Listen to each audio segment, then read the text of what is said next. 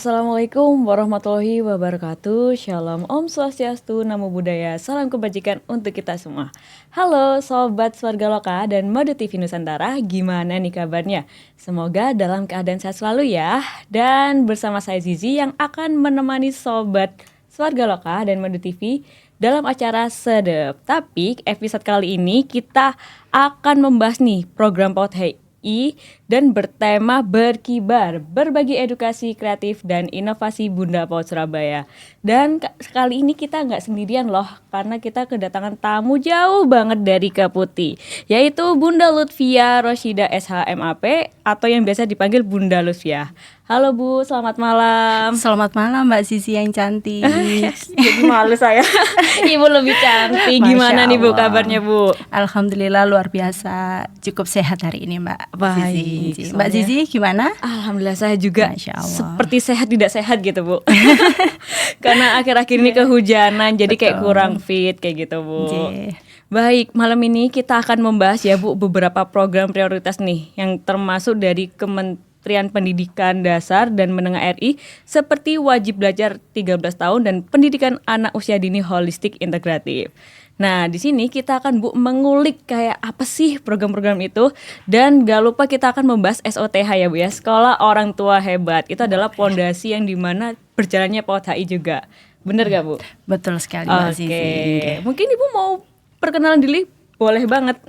Oke, terima kasih Mbak Zizi atas waktunya. Assalamualaikum warahmatullahi wabarakatuh. Halo Sobat Swarga Loka dan Madu TV Nusantara. Perkenalkan, nama saya Lutfia Roshida. Sebagaimana tadi sudah diperkenalkan oleh Mbak host yang cantik ini, Mbak Zizi, biasa dipanggil Bunda Lutfi. Saya adalah Bunda PAUD Kelurahan Keputih dan juga sekaligus Ketua TP PKK Kelurahan Keputih. Untuk kegiatan saya sehari-hari, kebetulan Mbak Zizi, saya juga berkecimpung di pelayanan publik.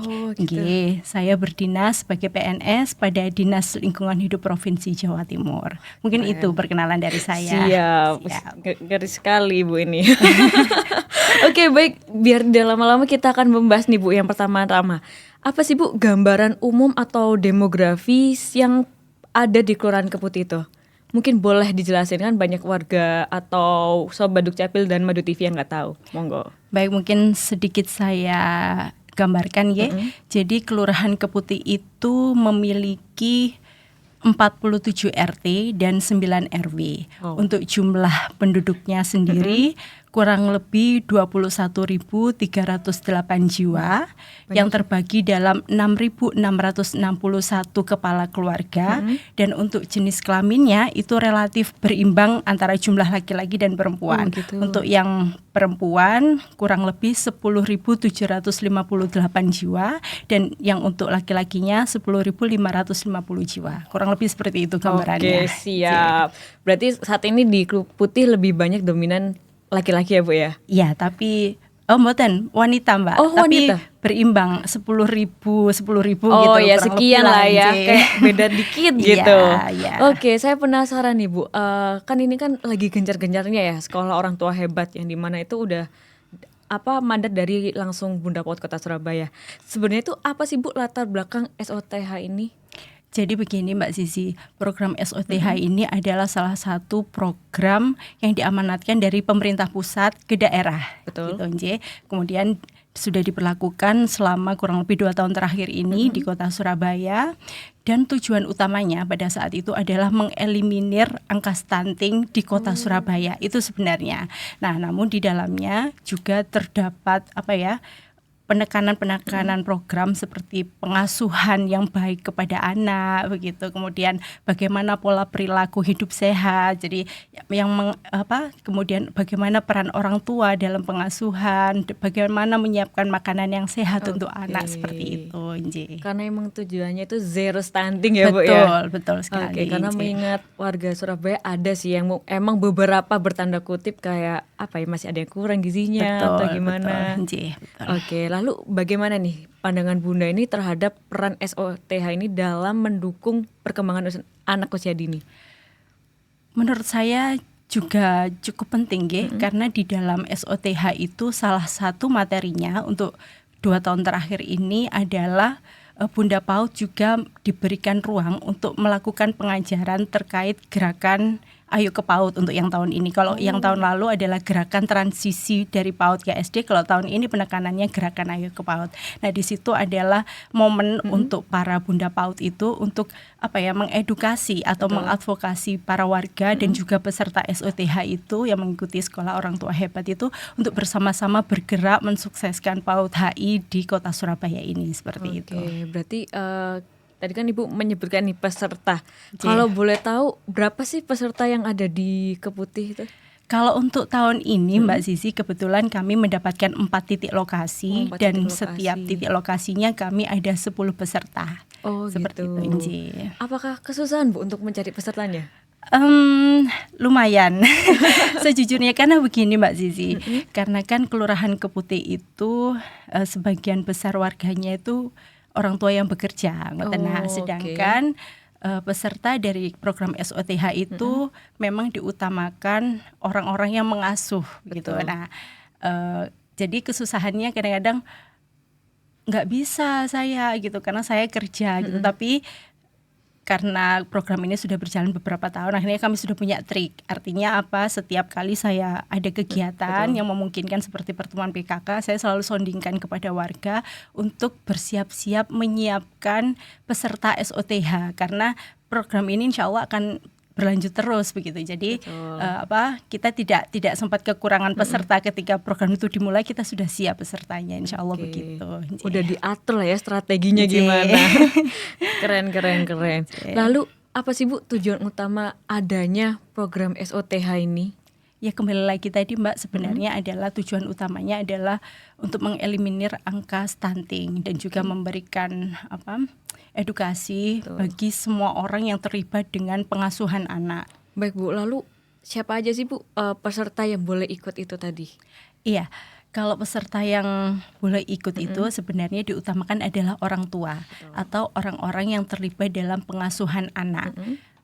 Seperti ya orang tuanya sendiri, kemudian budenya atau neneknya, kakeknya atau kakaknya atau pengasuhnya, babysitternya itu boleh ikut itu.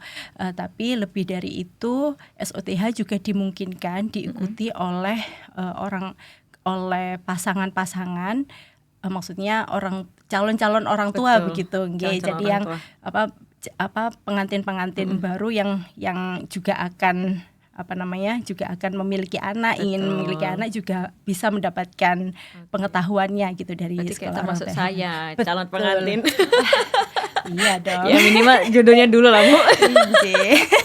Sudah ada belum? Aduh, makanya itu saya sedih kadang.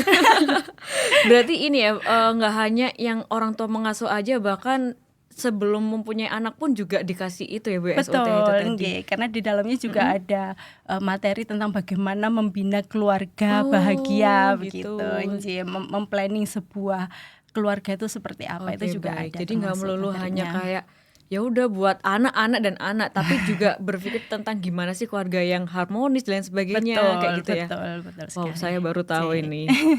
Lalu gimana sih Bu bentuk pelaksanaan program SOTH ini? Apakah emang ada kurikulum khusus atau model khusus yang digunakan? Jadi pelaksanaan SOTH ini dilaksanakan 7 kali pertemuan. 7 kali pertemuan. Di setiap pertemuannya itu sekitar 2 atau 3 materi. Seperti itu sih Mbak. Kalau kurikulumnya sudah disiapkan dari pemerintah kota, kemudian yang mengajar juga sudah ada pembagiannya. Jadi terkadang dari tenaga kesehatan, nakes, puskesmas seperti itu, kadang dari Pokja 2 PKK seperti itu, atau dari Bunda PAUD. Bahkan yang tahun ini Pak Lurah dan Pak Camat itu juga diberikan porsi untuk mengajar Mbak. Begitu. Bapak-bapak itu, bapak-bapak keren. Bercerita tentang bagaimana peran ayah itu dalam pengasuhan anak seperti itu. Jadi nggak hanya ibu-ibu dan ibu. Betul. Sekarang sekali. melibatkan orang tua selayaknya ayah, kayak gimana sih perannya kayak gitu. Betul. Oke. Lalu tadi kan Ibu udah menjelaskan kan, tadi ada beberapa dari OPD seperti Dinkes, Puskesmas dan sebagainya. Nah, sebenarnya tuh materinya tuh apa aja sih Bu? Salah satunya itu apakah emang pola asuh aja? Kan tadi Bu udah menyebutkan kan kalau ada keluarga harmonis. Nah, itu apa tuh materi atau topik yang dibahas? Macam-macam Mbak Zizi. Jadi ya itu tadi sudah saya sebutkan bagaimana membina keluarga, memplanning keluarga bahagia, sejahtera, harmonis begitu. Kemudian bagaimana menerapkan pola hidup bersih dan sehat di dalam keluarga. Kemudian bagaimana memberikan makanan yang bergizi untuk anak. Bagaimana melakukan pola asuh terhadap anak. Kemudian bagaimana mengurangi dampak gadget terhadap anak dan sebagainya, macam-macam. Dan juga untuk Bunda PAUD juga diberikan porsi untuk memberikan sosialisasi terkait gerakan Ayo ke PAUD. Oke, jadi emang berkesinambungan ya Bu ya. Betul sekali. Tadi saya penasaran kayak Ibu udah menyebutkan gadget-gadget itu emang PR untuk di era sekarang ya Bu ya, apalagi Gen Alpha yang dimana dia lahir langsung udah go digital dan sebagainya kayak gitu. Ada nggak sih Bu kayak cerita kayak orang tuanya, aduh anakku kesusahan nih, gak bisa lepas dari gadget, ada nggak cerita-cerita seperti itu? Pastinya ada sih Mbak. Waktu ini cerita aja ya, pada saat saya memberikan materi terkait gerakan transisi PAUD ke SD tahun lalu, Bunda PAUD memberikan materi itu banyak yang curhat gitu loh, bahwa anaknya ini pengen disekolahkan SD tapi malah lebih berat dengan gadgetnya, nggak mau aku sekolah nanti aku nggak bisa main HP lah seperti itu. Nah tapi lucunya terkadang orang tua itu juga menjadi agak nyun sewu adiktif dengan HP itu. Jadi maksudnya gini, wes pokoknya nek timbangannya anakku nangis atau rewel gitu, tak kasih HP aja udah diam. Nah itu juga akhirnya mereka juga, saya di satu sisi itu juga merasa salah, tapi di sisi lain saya juga butuh. Kalau soalnya anak saya diamnya kalau sama HP ya itu jadi menjadi problem tersendiri begitu. Bagaimana keterlibatan orang tua dalam kegiatan SOTH ini? Apakah mereka aktif berdiskusi atau menerapkan materi ini di rumah? Keterlibatan orang tua itu aktif pastinya Mbak, karena pada setiap pertemuan itu ada pretestnya, kemudian diberikan materi, kemudian ada post-testnya, jadi akan terlihat bagaimana pengetahuan awal orang tua ini sebelum diberikan materi, kemudian bagaimana pengetahuannya akan meningkat setelah diberikan materi, akan terlihat dari nilai pretest dan post-testnya. Kemudian juga diberikan semacam kayak PR-PR gitu loh Mbak oleh para pengajarnya, terus ketika pertemuan berikutnya bisa jadi disuruh istilahnya mempresentasikan gitu, misalnya diberi PR hari ini harus ngapain ke anak gitu, terus nanti diceritakan gimana kemarin ketika kami memberikan tugas itu, apa yang terjadi dengan anaknya gitu setelah ibu melakukan itu, ketika ibu berkata lembut, tidak membentak lagi itu apa ada bedanya dengan anak. Lalu siapa sih Bu yang menjadi fasilitator atau narasumber yang ada di SOTH? Yaitu tadi yang sudah saya sebutkan, diantaranya dari kalau terkait kesehatan ya dari Nakes, biasanya puskesmas Mbak, atau dinas kesehatan. Kemudian kalau terkait pendidikan bisa dari Pokja 2 kecamatan, Pokja 2 kota atau Pokja 2 kelurahan, PKK-nya. Kemudian untuk terkadang kami juga dibantu oleh mahasiswa. Ada beberapa mahasiswa yang membantu memberikan materi-materi gitu, termasuk tadi terkait gadget itu juga mahasiswa, bagiannya mahasiswa begitu. Kemudian Bunda PAUD kelurahan, dan tahun ini ada tambahannya lurah atau camat laki-laki tadi itu juga wajib memberikan materi begitu. Berarti mahasiswa turut adil ya Bu ya untuk membantu hitungannya untuk SOTH ini. Lalu apa sih Bu dampak positif yang sudah dirasakan dari pelaksanaan SOTH ini terhadap pola asuh orang tua dan perkembangan anak PAUD di wilayah Keputih? Kalau berdasarkan, jadi setiap akhir SOTH saya selalu mengadakan dialog begitu dengan para peserta. Kemudian saya tanya apa dampak yang dirasakan terhadap keberadaan SOTH, dan alhamdulillah hampir semuanya bilang sangat bermanfaat. Jadi dampaknya positif gitu. Jadi yang awalnya mereka itu mungkin kurang sabar dengan anak, sedikit-sedikit membentak anak, sedikit-sedikit memaksakan terhadap anak, setelah mengikuti SOTH kemudian mempraktekkan di rumah itu mereka jadi merasa, iya Bun, sekarang alhamdulillah saya sekarang sudah jarang membentak anak gitu. Sekarang saya lebih sabar ke anak saya sekarang lebih nurut, lebih terbuka dengan saya seperti itu. Jadi insya Allah dampaknya positif. Dan kadang-kadang kan ada materi juga terkait bagaimana menyiapkan makanan yang bergizi untuk anak. Jadi yang awalnya udah anak dikasih makan itu aja yang nggak bergizi, mereka jadi oh ternyata bisa ya Bun bikin kudapan ini biar anak-anak asupannya lebih bergizi. Ternyata bisa ya dari bahan ini dimodifikasi sehingga bisa anak bisa lebih nafsu makannya lebih meningkat gitu. Lebih bergizi juga ya Bu ya. Betul, Tadi kan Ibu udah bilang nih bahwa banyak dampak positifnya terhadap orang tua. Berarti secara nggak langsung SOTH ini sebenarnya udah berjalan secara lancar ya Bu, kalau emang benar-benar menerapkan. Insya Allah. Oke, lalu tadi juga saya penasaran sih Bu, bagaimana sih menyiapkan makanan yang bergizi itu sebenarnya? Apa aja emang? Kok saya baru dengar istilah menyiapkan makanan seperti kudapan dan sebagainya kayak gitu. Jadi kan terkadang orang tua itu patokannya adalah makanan anak itu adalah nasi, lauk, sayur gitu betul. Nah kalau anak nggak mau makan nasi udah dibiarkan nggak makan gitu. Paling pol diganti roti atau diganti susu bahkan. Nah tapi ternyata dengan ada beberapa strategi gitu untuk mengolah makanan itu tetap bergizi tapi menarik untuk anak. Contohnya misalnya dari bahan telur Kadang-kadang kan kita hanya membuat nasi dikasih telur dibuat telur dadar atau telur ceplok dikasih kecap misalnya. Kalau anak ujung-ujungnya kalau anak malas makan kan itu. Tapi ternyata dari bahan telur itu ketika kita bisa memodifikasi misalnya di dalamnya dicampuri nasi kemudian dibentuk bulat-bulat jadi anak tertarik. Anak tetap mau makan anak tetap mau makan. Padahal di dalamnya juga nasi sudah full, kita kasih irisan sayur, wortel jadi semua gizinya tuh masuk. Saya mau juga kalau makan seperti itu Bu. Boleh, ayo Mbak Zizi. Iya sih, kayak beberapa sering lewat kayak perbekalan kayak gitu untuk biar anak-anak itu juga tertarik makan sayur. Soalnya kan anak-anak kadang anak kecil kan juga males kan makan sayur itu.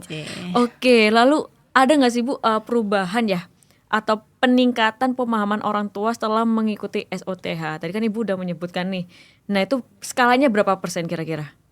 Kalau skala sih saya belum pernah mengukur secara pasti tapi itu tadi kalau dalam skala yang disampaikan mereka ketika saya berdialog dengan para peserta ya sekitar 90-100% lah istilahnya program SOTH itu membawa manfaat dan bisa merubah pembiasaan perilaku mereka di dalam keluarga mereka seperti yang awalnya kayak melenceng banget jadi agak lurus pelan-pelan kayak gitu. Oke. Apa sih tantangan yang sering dihadapi selama pelaksanaan program SOTH di Keputih? Baik secara teknis ataupun partisipasi orang tua.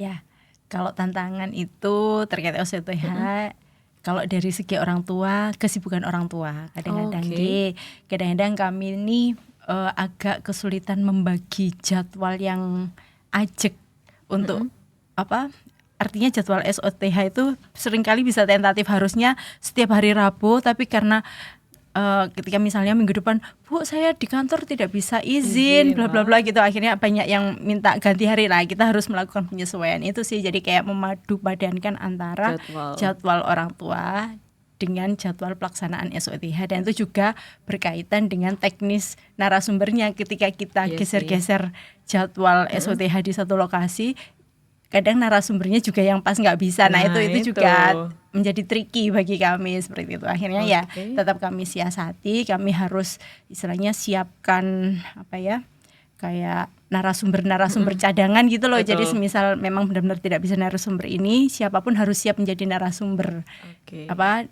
Istilahnya kita memaksimalkan pengurus PKK yang ada untuk bisa gitu ya, atau TPK-nya atau KSH-nya untuk bisa memberikan materi itu. Tentu saja yang kompeten tapi betul agar tidak bolong. Nggak ada narasumbernya nggak ada alasan kalau kelas bolong ya Bu ya. Oke, selanjutnya Bu ini kan tadi udah membahas tentang SOTH ya. Nah ini kan berkaitan dengan pendidikan anak usia dini yang dimana itu pasti bekalnya arahnya ke sana juga. Betul. Nah, apa sih Bu boleh dijelasin nggak sih sebenarnya tuh program PAUD HI itu apa dan wajib belajar 13 tahun itu seperti apa? Apakah emang penting dan sebagainya kayak gitu? Soalnya banyak nih mungkin sahabat Swarga Loka yang belum tahu. Baik, terima kasih Mbak Zizi. Jadi sebenarnya PAUD HI atau pengembangan anak usia dini holistik integratif itu adalah program yang mengintegrasikan pendidikan PAUD itu secara holistik. Jadi tidak hanya meliputi aspek kognitifnya, Betul. tetapi juga aspek motorik, fisik, kemudian sosial emosionalnya seperti itu. Nah, untuk dikaitkan dengan wajar 13 tahun, ini adalah sebenarnya program terbaru lagi dari pemerintah, yang baru dicanangkan pada akhir tahun kemarin dan direalisasikan mulai tahun 2025 ini. Jadi yang dulunya kita mengenal wajib belajar itu ada 12 tahun ya Mbak Zizi, mulai dari SD, SMP, SMA, menengah-menengah itu. Kalau sekarang wajib ditambah 1 tahun prasekolah. Prasekolah itu boleh di PAUD, boleh di TK, seperti itu. Jadi istilahnya setiap anak wajib mendapatkan pendidikan usia dini itu. Tambahannya di situ. Jadi lebih matang gitu ya untuk masuk TK dan sebagainya. Karena tujuan utamanya itu ya itu tadi untuk meningkatkan kualitas SDM kita ke depannya. Itu yang paling utama. Kemudian yang kedua, pemerataan jangkauan pendidikan begitu. Jadi khususnya di daerah-daerah yang susah jangkauannya begitu. Kayak ngamutin, kayak terpencil kayak gitu ya Bu ya. Betul sekali. Ya juga sih, itu penting juga karena kita kan nggak tahu ke depannya seperti apa. Betul. Oke, apa aja sih Bun selanjutnya ini indikatornya? Tadi kan udah menjelaskan, nah apa indikator dari PAUD HI itu tadi? Jadi PAUD holistik integratif itu fokus pengembangannya itu secara holistik gitu, secara menyeluruh.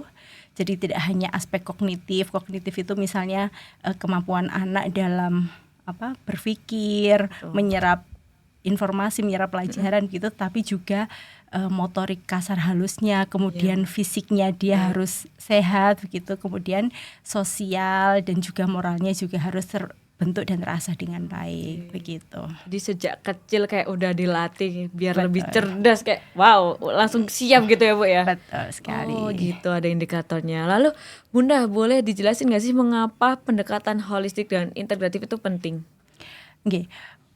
Pendekatan holistik integratif itu penting karena memberikan banyak sekali manfaat, terutama untuk meningkatkan kualitas SDM, kemudian mencetak generasi di masa yang akan datang tuh yang lebih siap menghadapi segala tantangan. Apalagi kita sudah menuju ke Indonesia emas. Begitu. Itu yang disiapin. Dan juga yang paling utama adalah mengurangi kesenjangan pendidikan. Oke, baik. Jadi emang disiapin buat Indonesia emas itu tadi ya Bu ya. Betul. Mulai sejak ini, makanya ada wajar 13 tahun itu. Betul sekali. Oke. Lalu apa aja sih Bun kebutuhan esensial anak usia dini yang harus dipenuhi dalam pendekatan PAUD holistik integratif? Ada 5 Mbak, ada 5 kebutuhan esensial anak yang perlu dipenuhi dalam PAUD HI itu. Apa saja? Yang pertama adalah terkait kesehatan dan gizi. Jadi setiap anak itu dipastikan mendapatkan asupan gizi yang berimbang, kemudian mendapatkan pemeriksaan kesehatan dan juga tumbuh kembang secara optimal juga. Tumbuh kembang anak itu seperti apa dipantau, dan juga anak-anak juga perlu diberikan imunisasi agar kebal badannya gitu ya terhadap beberapa jenis penyakit, dan juga dibiasakan menerapkan pola hidup bersih dan sehat atau PHBS. Itu indikator esensial yang pertama. Kemudian yang kedua adalah terkait pendidikan. Jadi harus dipastikan semua anak itu mendapatkan kesempatan untuk tidak hanya belajar tapi juga bermain. Nah itu karena anak itu kan haknya juga bermain ya, tidak hanya dituntut belajar. Gitu. Tapi dengan bermain itu anak-anak juga sambil berlatih motorik kasar halusnya, kemudian sensoriknya, kemudian bahasanya, kemudian cara dia berinteraksi dengan orang itu yang kedua. Kemudian terkait pengasuhan itu juga sesuatu esensi yang penting juga, di mana setiap anak itu harus dipastikan mendapatkan kasih sayang dan juga perhatian, kemudian pengasuhan yang baik, yang aman dan nyaman di lingkungan keluarganya terutama. Kemudian aspek berikutnya adalah perlindungan. Dalam konteks ini, perlindungan itu tidak hanya meliputi perlindungan dari kekerasan fisik atau nyun sewu, kekerasan seksual, tetapi lebih dari itu sekarang juga musim eksploitasi anak. Itu betul. Jadi anak juga harus dipastikan mendapatkan perlindungan dari eksploitasi ekonomi maupun seksual juga seperti itu. Dan yang terakhir adalah aspek kesejahteraan, di mana perlu dipastikan bahwa setiap anak itu mendapatkan lingkungan yang bersih, yang sehat, yang aman dan nyaman untuk setiap proses belajar dan mengajarnya, dan juga mendapatkan dukungan dari semua pihak, mulai dari sekolahnya, keluarganya, bahkan pemerintah juga harus mendukung tumbuh kembang anak itu secara optimal seperti itu, Mbak. Oke, berarti ada 5 indikator ini benar-benar persiapan untuk anak Indonesia emas ya Bu ya sebenarnya. Betul sekali. Karena kalau benar-benar memaksimalkan 5 ini ya insya Allah anak-anak bakalan bertumbuh dengan bagus dan sebagainya kayak gitu ya. Saya terkejut banget tadi ada yang tentang ini sih pengasuhan pola anak itu. Jadi kurang lebih sebenarnya PAUD HI ini juga selaras dengan SOTH ya. Betul sekali, Mbak. Sebenarnya kayak gitu ya. Saya pikir-pikir kayak oh iya ya gitu. Jadi memang ada keterlibatan orang tua juga gitu Betul. dalam pengasuhan itu. Oke, lalu Bu, ini kan tadi udah menjelaskan kan kayak tentang esensialnya itu tadi. Apa sih Bu sebenarnya yang mendukung tumbuh kembang anak secara maksimal? Tadi kan kalau emang bener-bener 5 itu diterapkan, nih, ada nggak yang bener-bener kayak bisa memaksimal itu tadi? Ya sebenarnya ketika 5 aspek itu dilaksanakan secara optimal, itu insya Allah tumbuh kembang anak itu juga menjadi optimal, Mbak. Ya bayangin aja ketika anak itu mendapatkan pendidikan, mendapatkan perlindungan, mendapatkan kesejahteraan dengan baik, mendapatkan asupan yang bergizi, itu pastikan insya Allah tumbuh kembangnya juga optimal gitu. Dan itu juga menjadi salah satu indikator kesuksesan PAUD HI begitu. Ya juga sih. Aduh Bu, ini kita udah mau break nih Bu, sayang banget. Waktunya nggak berasa banget. Mungkin kita lanjut nanti lagi ya bincang-bincangnya di segmen kedua. Sampai jumpa nanti ya, Sobat Swarga Lokal.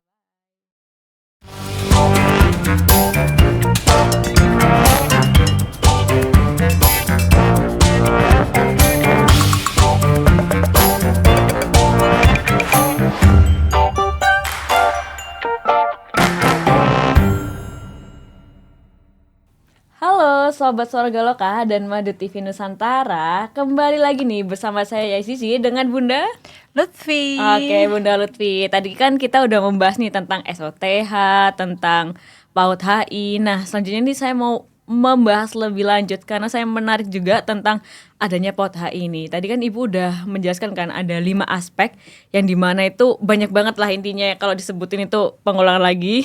Mungkin langsung aja. Siapa aja sih Bu yang harus terlibat keberhasilan PAUD HI ini tuh tadi?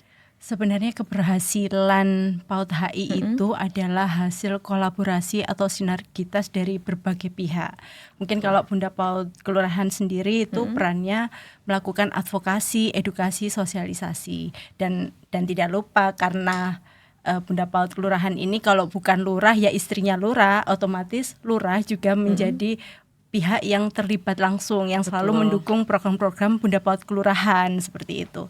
Kemudian yang tidak kalah pentingnya adalah dari sisi sekolah. Dari sisi sekolah itu mulai dari kepala sekolahnya atau kepala lembaga pendidikannya, kemudian tenaga pendidiknya yang memang turun langsung dalam proses belajar mengajar, kemudian keterlibatan orang tua. Nah, itu juga penting juga di dalam pelaksanaan PAUD HI, dan juga adanya, kalau kami ini di kelurahan ada yang namanya forum Pokja Bunda PAUD. Nah, itu juga banyak membantu saya dalam merealisasikan program-program kerja saya, dan juga kami didukung oleh pihak-pihak ketiga.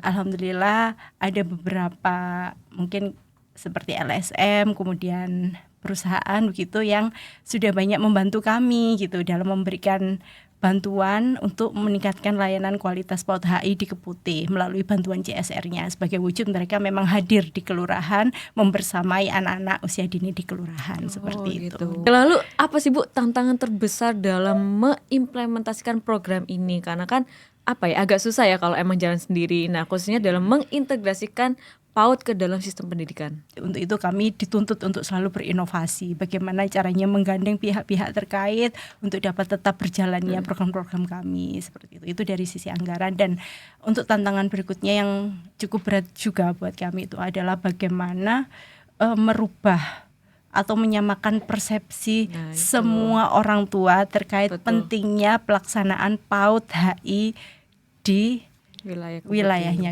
di wilayah Keputih itu sih, itu menjadi tantangan juga buat Makanya kami. PR ya Bu ya, Betul. menyamakan kepala dan kepala. Betul, Agak Nje. PR sih, apalagi kalau kepalanya banyak ya bingung, kayak Nje. nanti maju ini salah, kadang Betul. belok kiri juga salah, Betul kayak sekali. gitu. Oke, lalu ada nggak sih Bu, dilihat dari sisi keluarga ya, yang keberatan adanya PAUD HI ini, dan gimana keterlibatan orang tua dalam proses pembelajaran anak di PAUD HI? Kalau keluarga yang keberatan itu pasti ada aja Mbak. Bahkan ketika SOTH itu, Betul. saya mendapatkan pertanyaan ya waktu mengajar SOTH, anak saya usia dini, namun saya kok tidak ingin ya menyekolahkan anak saya itu ke PAUD. Kenapa? Karena saya takutnya malah anak saya ini anak baik gitu, malah takutnya ketemu teman-temannya yang nyon sewu nakal gitu, nanti pas anak saya ikut-ikutan Kebawa. nakal, kebawa nakal kayak gitu. Nah itu jadi pasti ada aja orang tua yang keberatan, dan ada juga yang merasa kurang aman gitu anaknya di sekolah dengan banyaknya kasus kriminalitas itu kayak gitu. Nah, tapi sebenarnya keterlibatan orang tua itu ya pastinya sangat penting Mbak. Betul. Gitu. Jadi orang tua ini adalah mitra dari sekolah untuk bersama-sama melaksanakan PAUD HI. Mungkin kalau di sekolah pure dilaksanakan oleh sekolah, kalau di rumah pendekatan holistik integratif itu bisa dilaksanakan oleh orang tua di rumah begitu. Tapi ngomong-ngomong, PAUD kira-kira ada berapa sih Bu PAUD yang ada di situ TPP-nya? Kalau di Kelurahan Keputih Mbak, berdasarkan aplikasi Si Bunda itu kami memiliki 20 lembaga PAUD dan TK. Lumayan banyak ya? Ya lumayan banyak, namun yang khusus PPT binaan PKK Kelurahan Keputih itu ada 4. Berarti ada 20 sekolah, lumayan ya di situ ya Bu. Itu apakah kayak per RW sendiri atau emang wilayahnya mencar atau gimana Bu? Tidak selalu per RW sendiri ya. Ada yang sama, ada yang mencar, kan kami ada 9 RW Mbak. Lembaganya ada 20. Jadi bisa jadi ada di satu RW itu ada beberapa lembaga gitu. Oke, lalu apa sih Bu implementasi yang telah dilakukan oleh Kelurahan Keputih dalam meningkatkan kesadaran para orang tua mengenai program PAUD HI? Tadi kan sempat kayak ada orang yang underestimate nih, aduh anakku nggak yakin kalau di sekolah PAUD kayak gitu. Nah itu gimana itu? Jadi kalau yang sudah dilakukan oleh Bunda PAUD, kembali lagi ke fungsi kami sebagai Bunda PAUD adalah melakukan advokasi, edukasi dan sosialisasi terhadap pentingnya sekolah PAUD itu, yang selalu kami suarakan dalam berbagai platform gitu, baik itu secara langsung misalnya melalui pertemuan PKK, atau ketika kami sedang melakukan kunjungan ke Posga, atau mungkin kami sedang berkunjung langsung ke PAUD, ke lembaga-lembaga PAUD atau TK di Keputih gitu, atau kami juga menyuarakan melalui sosial media gitu. Jadi ketika kami melakukan kegiatan-kegiatan, kami posting ke sosial media, tujuannya adalah untuk merangsang para orang tua, oh ternyata PAUD itu ada kegiatan seperti ini ya sama bundanya, begitu sih Mbak. Oke, berarti kayak banyak ya, sampai medsos juga tuh berarti udah canggih. Maksudnya orang-orang tua sekarang kan nggak mungkin kan kalau nggak HP-an kayak gitu ya Bu ya. Harusnya kayak sadar lah akan adanya PAUD HI ini tuh juga penting nih buat anak. Lalu itu termasuk salah satu strategi atau gimana Bu? Iya Mbak, jadi untuk strategi ini kami sebenarnya sudah insya Allah alhamdulillah sudah melakukan cukup banyak hal nggih untuk strategi peningkatan kualitas layanan PAUD ini. Di antaranya kami juga berupaya meningkatkan layanan fasilitas sekolah. Jadi misalnya ada beberapa sekolah gitu nggih yang dalam tanda kutip sambat gitu. Pak, kami ini belum punya, sambatnya ke Pak Lurah awalnya gitu nggih. Tapi terus kami bergerak bersama gitu, Bunda PAUD dan Lurah bergerak bersama gitu. Sambat, kami ini belum punya lokasi sendiri untuk PAUD-nya, bisa dibantu untuk menyediakan sarpras gitu. Akhirnya Pak Lurah bergerak berkoordinasi dengan dinas-dinas terkait, kemudian saya juga bergerak untuk mencari bantuan CSR gitu, sehingga terwujudlah sekolah yang insya Allah representatif dan nyaman untuk proses belajar Luar biasa. mengajar. Kemudian ada yang kayak sambat plafon atap sekolahan Bocor. kami bocor, jebol gitu. Nah itu juga kami lagi-lagi berupaya, tujuannya agar anak-anak itu nyaman dan aman juga ada di sekolah. Mungkin seperti itu.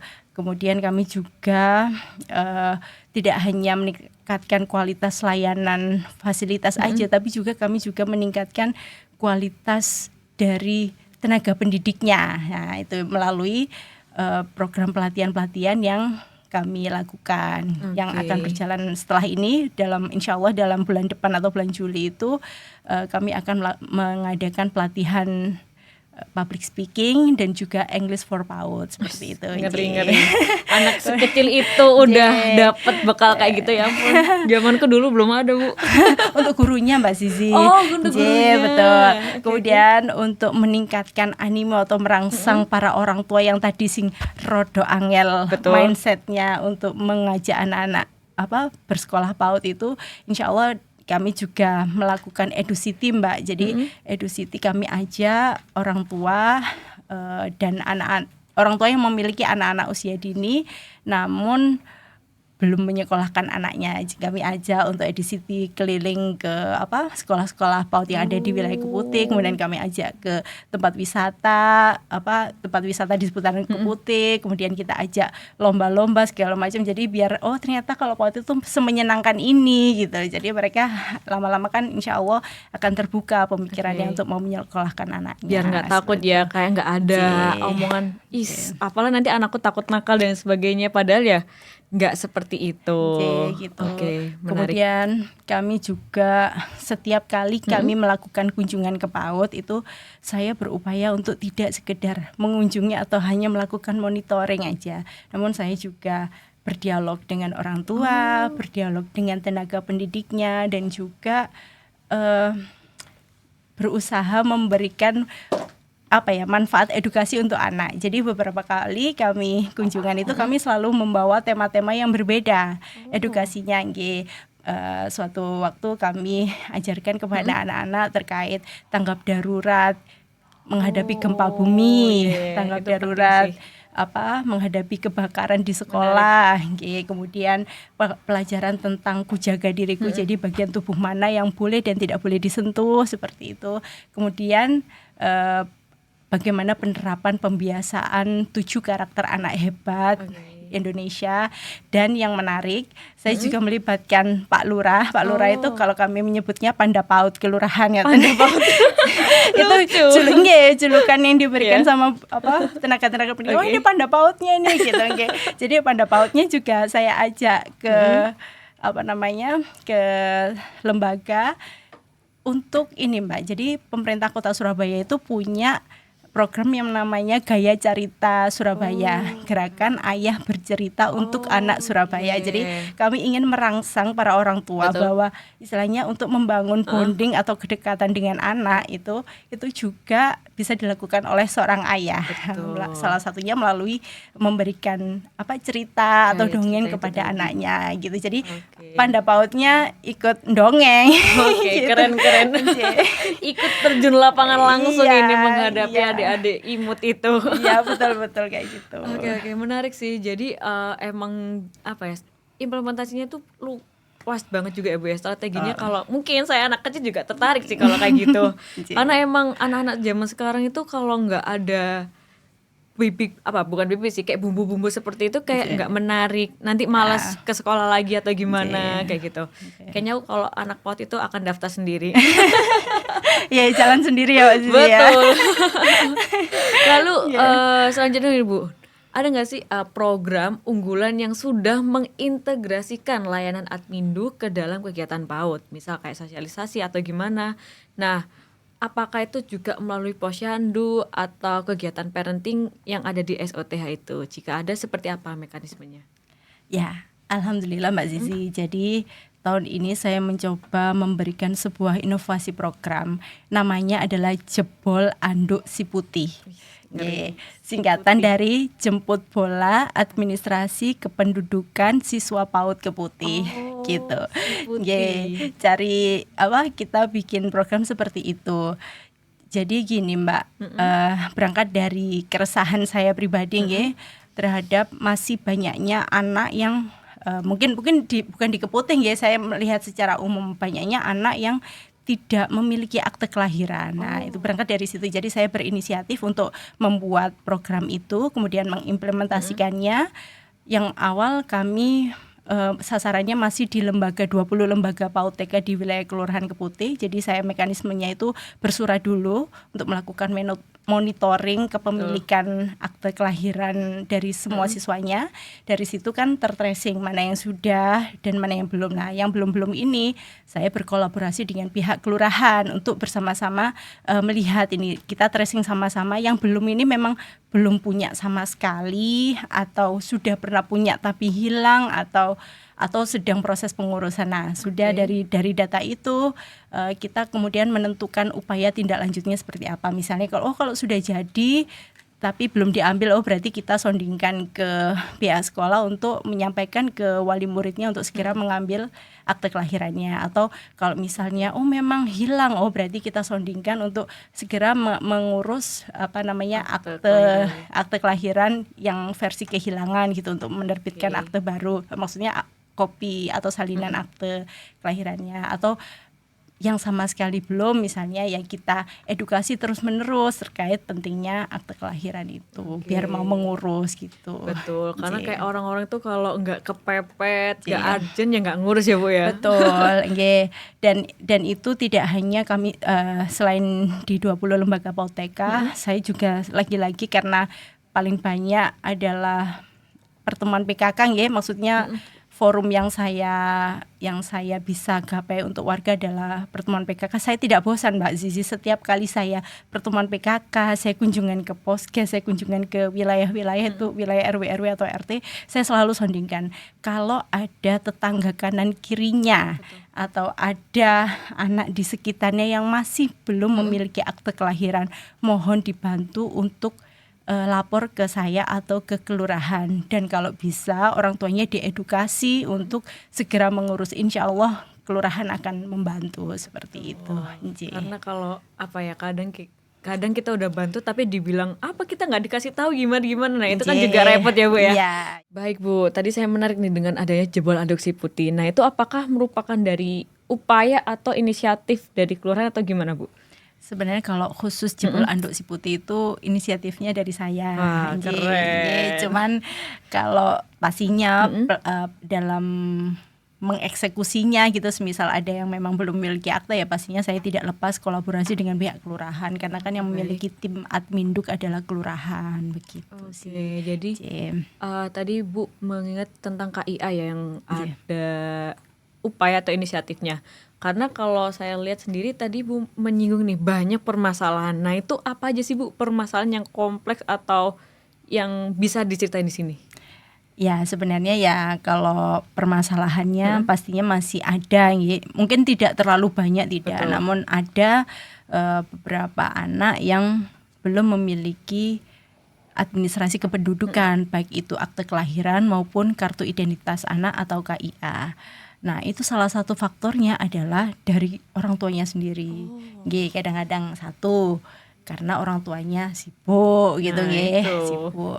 Alasannya nggak sempet, padahal kan mungkin sudah bisa online sekarang. Nah kalau online kendalanya kadang orang tuanya saya nggak ngerti, saya gaptek, saya nggak ngerti caranya gitu. Nah itu terus kemudian ada beberapa case gitu Mbak, nyun sewu misalnya karena permasalahan asal usul anak. Nah itu kadang-kadang nyun sewu barangkali kadang itu ada orang tua yang mungkin menikah siri sehingga seorang ibu jadi kayak apa ya, malu nggak usah diurus gitu. Atau bahkan orang tuanya nyun sewu belum menikah atau ditinggal sama bapaknya itu mereka tuh malu kayak gitu. Jadi mengurusnya sudah loh, nggak usah lah, aku malu ngurusnya ya. Padahal kan kasihan ke anaknya sebenarnya kalau nggak punya dokumen kependudukan itu. Iya, karena itu berpengaruh kepada anaknya. Bayangin nanti masuk SD, lah mana akte kelahirannya belum buat. Nah, susah masuk SD-nya nanti. Kadang itu sedih sih Bu, kayak melihat orang tua seperti itu. Kadang juga nggak salah juga orang tuanya malu atau gimana, tapi pikirlah kayak dampaknya ke anaknya kayak gitu betul, kan. Nje. Makanya semoga adanya jebol anduk si putih ini kayak apa ya, mengejar bola kayak orang-orang yang seperti itu malu atau gimana gitu. Betul, Nje. Oke baik Bu, selanjutnya nih saya penasaran sih, kayak tadi kan jebol anduk si putih ini agak terkejut ada akronim itu tadi. Karena beberapa ketemu dengan bunda-bunda yang lain tuh jarang ada yang membuat ini inisiatif. Mungkin emang faktornya banyak ya, sehingga terbuatnya adanya jebol anduk si putih itu. Lalu apa pentingnya sih Bu sebenarnya adanya KIA atau akta kelahiran ini? Sangat penting pastinya Mbak Zizi. Tadi Mbak Zizi kan menyebutkan contohnya kalau nggak punya akte daftar sekolahnya susah gitu. Betul. Dan tidak hanya terbatas pada daftar sekolah susah, seluruh akses layanan anak itu yang khususnya yang terkait holistik integratif tadi mulai Betul. dari kesehatan, pendidikan, kemudian kesejahteraan anak itu akan sulit Mbak kalau nggak punya akte. Dan juga memiliki akte itu adalah suatu bentuk perlindungan hukum terhadap anak gitu. Jadi ketika dia nggak punya akte kan kayak nyun sewu status kewarganegaraannya kayak gitu, tidak jadi sah jadinya. iya itu kan sesuatu bentuk legalnya anak Betul. itu diakui secara hukum ada di Indonesia ini ya kan dengan adanya akta kelahiran itu. Oke, Seperti itu. karena itu pondasi segala hidup Iya, itu. Kalau betul. tinggal di Indonesia ya mau nggak mau Betul. buat akte kelahiran sih. Iya, hak fundamentalnya anak memiliki identitas diri. Betul. Seperti Nanti itu, sedih Jen. anaknya, mana KIA-mu, nanti anaknya FOMO nggak punya KIA. Kan takutnya anak-anak sekarang kan kayak gitu Bu. Kan kadang kayak ajang pamer nih aku punya KIA, nah gitu. Nanti nggak bisa tuh dipamerin, kan sedih. Selanjutnya Bu, tadi kan Ibu menceritakan banyak apa ya tentang adanya kayak masalah dan lain sebagainya. Nah itu apakah ada evaluasi tersendiri Bu? Kan udah banyak nih kasus-kasusnya seperti itu. Nah itu kalau evaluasi dari Bunda Po sendiri tuh gimana? Kalau evaluasi, kalau kami sih sifatnya bukan evaluasi sih Mbak, kami monitoring itu tadi Mbak. Oke. Jadi dari hasil monitoring, ternyata masih tertracing ada beberapa yang belum punya. Nah itu adalah salah satu apa ya istilahnya data itu kami buat untuk menentukan upaya tindak lanjut berikutnya sehingga dapat dipastikan semua anak atau minimal siswa PAUD di Kelurahan Keputih itu memiliki dokumen kependudukan gitu sih. Jadi sebelum meranjak dia ke SD, Nje, paling enggak sudah. udah dari PAUD ya, kalaupun itu terlambat. Nje, Oke, jadi buat warga Surabaya ya Bu ya terutama jangan males mengurus adminduk. betul. Karena kalau kalian males kasihan anak kalian kayak gitu. betul. Oke, boleh dijelasin nggak Bu kayak step by stepnya gimana sih cara membuat akte kelahiran? Nggih, kalau membuat akte kelahiran itu sebenarnya Mbak, Dispenduk Capil yang lebih paham Mbak. Oh iya, betul Nggih, juga nggih. sih. Namun mungkin saya bisa menjelaskan sedikit Iya, saya. boleh. Jadi sekarang itu kalau pengurusan itu bisa melalui kelurahan, nggih. Atau kalau misalnya orang tuanya sibuk nih nggak ada waktu, bisa juga melalui KNG. Ya, Nah, Cloud melalui KNG Integration. itu. Jadi aplikasi KNG ini dibuat untuk mempermudah pengurusan adminduk khususnya anak-anak kan Betul. seperti itu. Lah, untuk mengaksesnya itu sebenarnya gampang sih. Kan insya Allah semuanya sudah ada gadget ya, sudah ada Betul. gadget. Nah, itu nanti tinggal unduh aplikasi KNG itu di Play Store-nya, kemudian bikin user dan password-nya, kemudian akan dilakukan verifikasi akun dan juga nomor HP. Nah, kemudian ditunggu sampai proses verifikasinya itu selesai. Nah, kalau sudah baru nanti mulai berproses mau mengurus apa nih seperti itu. Oke, sebenarnya Iya. udah simple ya Bu ya. Dari Iya. rumah ke rebahan udah Iya. bisa nih ngurus akte kelahiran. Nah, Iya. kalau masih males atau menunda karena apa ya hal-hal yang mungkin sebenarnya itu bisa diantisipasi, Iya. itu cukup merugikan sih sebenarnya. Iya, betul. Nah, jadi buat orang tua ya, buat kalian ini terutama jangan lupa kalau anak kalian lahiran langsung dibuat akte kelahirannya. Ya. Karena itu adalah pondasi segala kehidupan suatu kelak nanti. Oke, Bu, selanjutnya nih saya penasaran sih. Tadi kan Ibu udah menjelaskan tentang adanya jebol anduk si putih. Lalu ada nggak sih Bu strategi khusus yang lain untuk mengedukasi masyarakat dalam pembuatan akte kelahiran atau KIA ataupun ya apapun lah yang berhubungan dengan adminduk? Jadi gini Mbak, kalau itu tadi kan upaya yang sudah saya lakukan ya selaku Bunda PAUD. Nah, lebih dari itu kelurahan juga melakukan hal yang sama gitu. Jadi kelurahan itu terus melakukan edukasi, sosialisasi kepada warga melalui biasanya ada rapat berkala, Mbak. Ada rapat berkala, itu biasanya menghadirkan RT, RW, kemudian ketua organisasi masyarakat di wilayah Keputih. Nah, itu terus diberikan edukasi dan sosialisasi, dan juga Kelurahan Keputih juga membuka layanan setiap hari Selasa malam, Mbak. Malam, Iya, Bu? iya, pelayanan malam. Nah, di situ monggo bagi yang orang tuanya tidak memiliki waktu di siang hari atau pagi hari untuk mengurus, bisa ke balai RW sesuai jadwalnya seperti itu. Udah Nggih. dipermudah ya guys ya. Iya. Jangan sampai kalian kayak bilang males, udah malam nih, nanti alasan aja Iya. lagi. Aduh, pusing dengan warga-warga Surabaya Pokoknya ini. boleh ke balai RW itu, nanti di sana ada tim adminduknya, nanti akan diberikan edukasi. Kalau yang tadi ngakunya gaptek nanti diajari nih Pak, download ini Itunya nanti akan gimana? akan Bimbing. dibimbing, didampingi seperti Oke, itu. makanya Iya. nggak ada alasan lagi ya Bu ya, gaptek dan lain sebagainya. Padahal tinggal datang membawa berkas aja tuh sebenarnya. Iya, benar. Dan Mbak, ini juga salah satu kerennya Kelurahan Keputih. Wah, saya jadi promosi. Nggak apa-apa kali Bu, patut dibanggakan. Iya, jadi kalau jebol Andok Si Putih Iya. terkait akte kelahiran mungkin inisiasi dari saya. Kalau dari Kelurahan Keputih sendiri sebenarnya sudah melakukan jemput bola juga untuk yang belum memiliki KIA.